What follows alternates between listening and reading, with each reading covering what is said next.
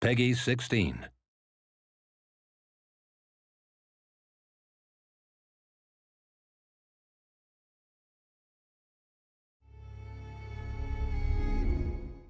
Hello world, I'm Patricia, and this is... Hi, I'm Dom, He is our... campaign designer. Yes, and we're from Creative Assembly, and we are about to do a Let's Play video on the campaign map. So, do you want to walk me through what we're going to see today? Yep, well, we're going to begin off just by showing you the front end and introducing you to the factions that we've been revealing over the past while. Sweet. I mean, this is the front end at the moment. May change a little before we release, but you get the idea. We have our factions, or our major faction groups up top here. In this case, we have Rome selected. You can see that we have the three families, the houses you can choose from. Cool. Now, each major faction, that is Carthage or Rome, or each faction group, Eastern Empires, Britannic tribes, Gallic tribes, successor kingdoms, and Germanic tribes, have a sort of a unifying faction trait. Now, in the case of the Romans, they get this little experience gain rate boost to their heavy infantry, and they get some food production bonus across their provinces. Everyone likes bread. Everyone likes bread, and circuses. Yeah. And then these remaining three traits are actually specific to whichever faction or family you pick. So in the case of these guys, the Cornelia, we have they're great administrators, obviously important statesmen within Roman politics, so you get a little tax bonus. They were very fond of Greek people, so you have this little Phil-Hellenic diplomatic bonus with all Greek factions. Sweet. But also they're a bit up themselves and don't care much for the little man, so they get some public order issues in their regions and provinces. Some riots going. Now Julia, which is Caesar's house, of course, again they'll have the Roman legions and the bread and circuses, but they also have a Romanization bonus, which means they can convert provinces to Latin culture a lot faster than the other two families can. Countered by their drawback, which is the fact that no one really likes them because they're so keen on crushing everyone's everyone's culture, that they get some penalties to public order there. But they're also destroyers of barbarians. Obviously, Caesar was the guy who conquered Gaul. We thought we'd give them a little bit of a boost when conquering barbarian tribes, so that's their thing. Cool, very cool. And then Junia, a family which was I believe one of the founders of the Republic, one of the people who ousted the king and started the Republic back in the day, was from this family. And so they have this founding fathers trait, which gives them a little bit of a public order bonus when they are there's a strong Latin culture presence in their regions. Not very good on the political scene, so they have a bit of a penalty. It makes it a bit harder to play as them if you're looking to make friends in other factions. But like I say, you have this little bonus to your own territory, so you're all right. Not very good at making friends then. And they were sort of agrarian, like reformists, so they get a bit more cash from their farms, which is all good. And yeah, I mean, you can see something similar with Carthage. We have the Hananids, the Magonids, the Barkids, and they all have similar things. So they'll have two traits that are common to them, and then the rest will sort of change. And now we have different victories as well, right? We do indeed. So everybody has a military, an economic, and a cultural.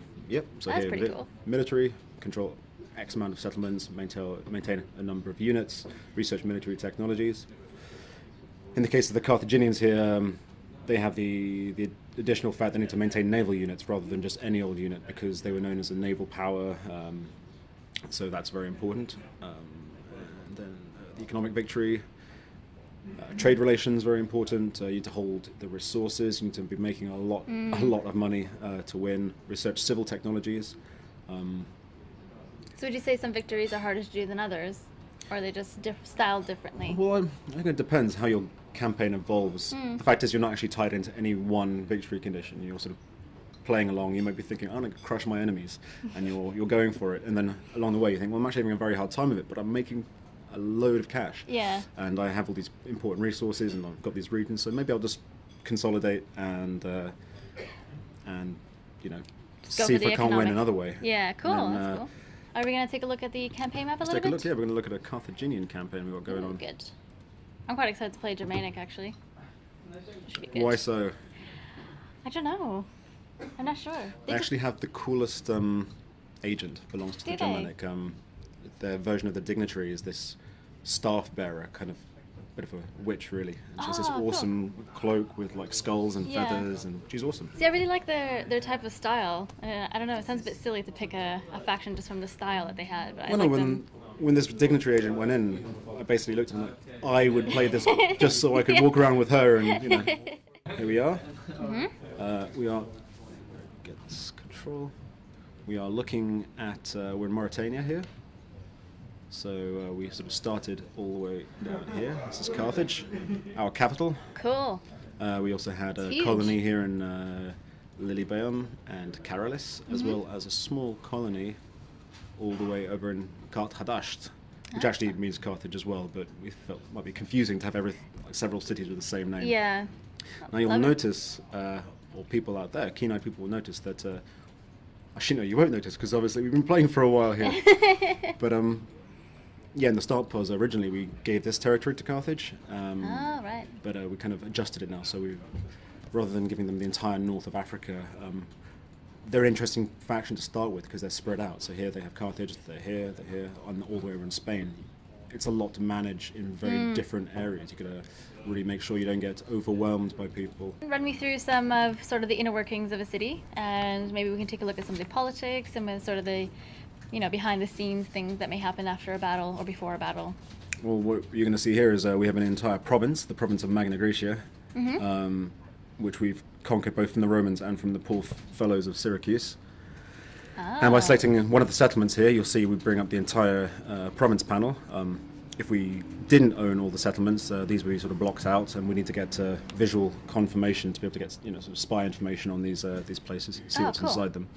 But as you can see, we've got a lot going on here, and we are currently running an edict. This is the Stimulate Trade Edict, which gives a considerable boost to all your income from markets and trade ports. Obviously, it's you can't run these edicts unless you own the entire province. So if I say go back to Carthage, I just have the one settlement. I can max this out as much as I want, but unless I secure control of the other regions here, I'm not going to be able to just boost it with that extra bit of that extra sweetener that is the edict. So here, obviously, we want to make money. We've been trying to rake it in, prosecuting many wars. Yeah, you need money. You can't kill people without money. Always need that money. But what else we can do here? We can rally the mercenaries. Now, the Carthaginians were very much known for their use of mercenaries. Their civilian fighting force was not very good. Lots of their own citizens were fighting in the navy, but so if you want to add to your mercenary units, you can, when you have an entire province, go to rally mercenaries. Ah, look at the little green. Everyone's celebrating. Well, in this case, they're celebrating. That's a population buff. You can see there. If it's a military buff, it'll have red confetti. And cool. if you're making lots of money, then it'll be a Gold one. gold one. Yeah, so visual confirmation. You set off your edict, you get this confetti effect. You can see it across the map in other places as well, assuming other people are celebrating.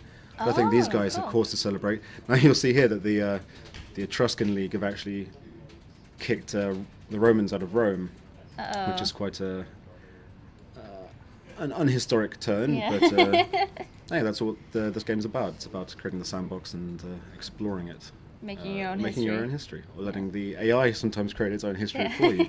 So here we are. We have the overview map, which I'm sure many of you have seen. I'm sorry, we don't care about unrest right now. What we care about is the map. Is the map.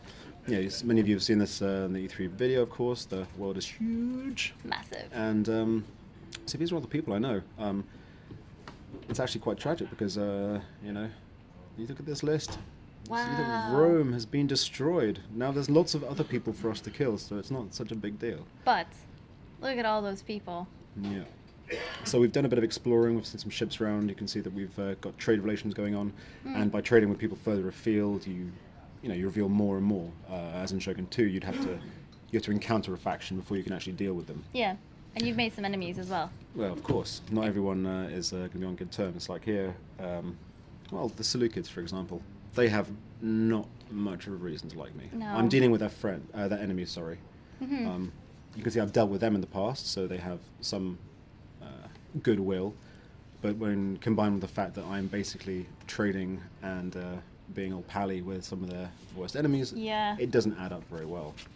Are you going to try to rectify that, or are you just going to... Well, they're a bit far away for the moment. I'm sort of concentrating on this area here. Not a problem. The minute I start moving across, or if they survive and make their way across and start conquering, when we encounter each other, chances are it's going to start off very badly. Cool. And yeah, and as someone who is, on good terms with me, we have the Celtiki, or however you want to pronounce that. Cool. Well, thank you so much, Dom, for taking me through this, and I guess see you guys around. I'll see you soon. Thank you for watching.